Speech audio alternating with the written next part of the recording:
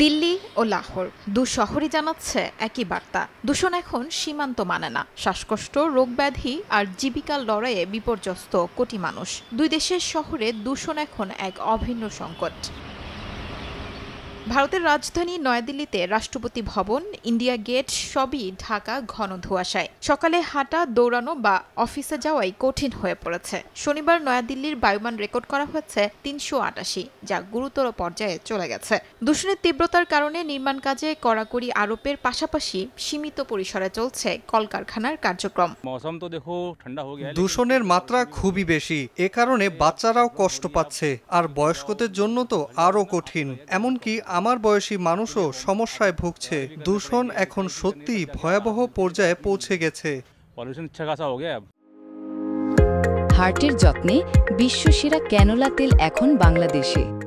এদিকে পাকিস্তানের লাহোরেও একই চিত্র।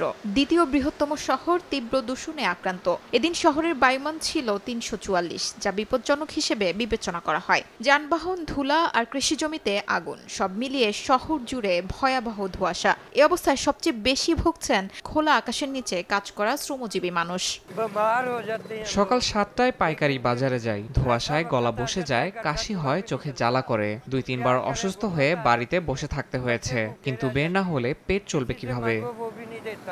শীত নামলেই কুয়াশা আর ধোঁয়ায় আচ্ছন্ন হয়ে যায় পাঞ্জাব ও লাহোর। সরকারের এন্টি স্মোক গান সাময়িক স্বস্তি দিলেও দীর্ঘমেয়াদী সমাধান নেই। দূষণের এই ধাক্কা ঠেকাতে হিমশিম খাচ্ছে সাধারণ মানুষ।